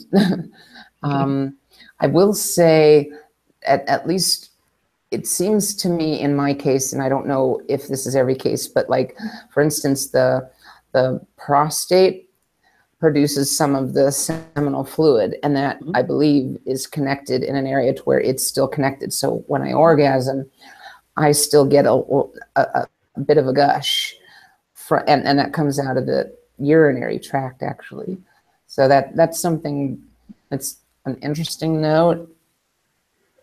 I've noticed for a while. I didn't actually think of this. I don't know. Like in my head, the terms I use for these are like more male typical or more female typical orgasm. So I think of the ejaculatory kind for myself as being more male typical, and it even feels different. And for most of my experience of all this, felt like the most intense, but also felt like the end of things. And now it's changed where I felt other like more what I would call female typical, like more internal orgasm that was actually more intense than that, without any ejaculation and without any kind of discharge. And also being able to have now a kind of sex where I'm being penetrated and I have that kind of more male typical orgasm and ejaculating, have that gushing, but then also don't feel like we need to stop. And I'm able to kind of really, like, my experience has really changed really dramatically, I think mostly through the use of the hormones, from that very like spiky, like on or off, very digital kind of sense that it was super jarring and like, uncomfortable from this more like male typical sex drive experience is what I think of it as, versus now this sort of like oceanic state where I'm kind of like usually kind of ready to go if somebody feels like, you know, bringing me up to the, you know, up to speed with them. And then the rest of the time I'm kind of like, you know, that's it. And again, like I said, my experience of orgasm in general with the autism, I think I kind of just come like several times a day, no matter what. It doesn't matter whether I want to or not. So I'm really kind of leery now of this experience, for you're saying like the first month after you don't want to think about it at all. And I'm like, it happens whether I want to or not now. And what they were telling me at the seminar is your experience of orgasm and sexual function, that kind of sensation, just in terms of the sensation, is usually about the same after as before. which for me, like, you know, once I'm fully healed, that sounds like it's going to be, you know, gangbusters. But like right now, I would have to wonder what is it that triggers your orgasms, whether you want them or not at the moment. well, it's all the sensory stuff for me, the autism. There's a lot of like, it's being sensitive to even like internal like sense memory stuff, where then I just have that whole chain of sensation, and I'm so sensitive to it that I just, you know, that just. Okay, I am aware. I don't know if it's a book or something, but I've heard that there's people that talk about how there's like 50 different types of orgasms, and they're not necessarily in the genitals. Like I know Callie's partner Celeste, I think, was talking about how she orgasmed from boob play. Yeah. You know, and so, you know, if it's that orgasms in areas other than that specific region, I doubt that would be a problem. Oh, It's no, they more happen down there as well. I mean, they'll be brought on from other things, but yeah. Okay. I mean, I experienced, it's kind of full body. It's interesting. The whole sensation is so different. Like before, orgasm was so, it was like turn on the penis, do the thing, feel it there, and then shut it off, and I'm done, right? Now it's so like entire body, and it's so constant, and it's really just, it's, I'm doing this as a case. I can't kind of find the words. Like it's this all the time, and that's it. I'll be very curious as to know what your post experience is like. I would suggest I would suggest that at the very least the first week is likely to be a non-issue, because with dealing with the trauma and the painkillers. I mean, I do have, you know, I do have my experience of Orky to reflect back on, and I mean, again, I was having the weird emotional stuff, like we're breaking up, kind of, or are we? I don't know, like all of that. So like I was probably not in a place where I was really having any real sexual response anyway. I mostly was crying. So I don't know what it'll be like. You know, of course I don't know what's in the future, but it's when I do think back, when I take what you're saying about like you don't want to think about that area at all, and I recall just the Orky, the closest thing I have, I don't remember thinking about the area at all except for prune juice. That's what I remember. In which case, I would suggest there's a good chance you'll be fine. I hope so. I'm reassuring myself. Thank you. And we're getting close to the hour, so I'd like to wrap up soon. If there are any salient points that were left unsaid, this would be a great time to voice them. And then also, as we always do, let's mention where people can find us online, and then we'll sign off. So starting from Melina. The only extra thing on this topic that I can think of is that it really is extremely helpful to have somebody that can be your go-to, go get this help with that person for the first 6 weeks, if at all possible. I get that a lot of people have to go back to work at 3 or 4 weeks. I didn't have to do that, thankfully. But even at the 6-week mark, it was still very helpful to have another person who was capable of going and doing things for me on my behalf and stuff like that. So it's the first month in particular, it's very important, but even all the way up to 6 weeks. Everybody can find me on Facebook. I have a Facebook page, and all of my stuff focuses on my activism, which is very political in nature. So my page is @activist Melina. I have a website, which is melinareyna.com, or no, .org, excuse me. And I would like to be supported in my activism on patreon.com/melinareyna. Melina is MELINA. Reyna is RAYNA. Wonderful. Okay, and of course you can find me at the Empowered Trans Woman Summit, which is empoweredtranswoman.com. And I also am on Facebook as Cassandra Brighter, and I will have a YouTube channel eventually when I get around to it. Well, you kind of have one now. That's where this is, True, right? yeah. The Empowered Trans Woman is a YouTube channel where I house these videos, but I'm waffling now whether or not I should have an actual Cassie Brighter YouTube channel, which I might in the future. I'll speak to you about it, Sarah. You have some experience in this area. Sure. So I'm Sarah 9 Elliott. You can find me at sarah9.com. It's SERANINE.com. And what I'm doing there mostly is just showing my life as much as possible. I run live videos that go for hours, and they're fantastically dull, and that's the point, because that's actually just what life is like in my home, but like it is in most people's homes, I think. And I also have a Patreon that's really my only income source right now. So very, very, very, very grateful to anyone who can support me there. You can find that at linguisticautistic.com. And what I talk about is just whatever is true in my life. So prior to recalling childhood sex abuse just this summer, I didn't talk about that. Now I do. It's the same as anything else. If I get really into tennis, then my page is going to focus a lot on tennis. It's just a life. And really the point is that we all have our history that we can share, and we can all listen to that about each other, and to stop spending so much time trying to project into the future what I am or what I think I am, or to tell people I'm a great ally, I'm not racist, this kind of stuff. You know what I mean? To pay attention to what's real and to try to model that for everyone. That's really it. That's what I'm doing with my life. So, have we lost Cassie? She's frozen. She's frozen in time. Now I'm being called upon at last to just keep talking. It's my dream. I can keep talking about Sarah9.com. I really do think it's interesting. Well, the stuff since that's she ended up controls crossing it, over. who knows? They might not even be seeing us at all. Oh no, wait, here she's back. She froze for a little bit. Okay. Sorry, I'm trying to multitask and my computer is not liking it. No, I was thrilled. I was like, this is it. This is my moment. I can just keep talking and it'll be relevant. People are gonna be like, thank God Sarah filled that dead air. Because normally they're like, Sarah, we know. Thank you, Mr. Dead Air. You know what I mean? Actually, I want to thank both of you ladies. Everything that you've said has been really relevant. It is my job as the moderator to be the taskmaster and to keep pushing the conversation along, but I've really appreciated all your contributions. And with this, I'm going to say goodbye, and we're going to continue exploring here at the Empowered Trans Woman Summit. Goodbye. Be safe. Bye.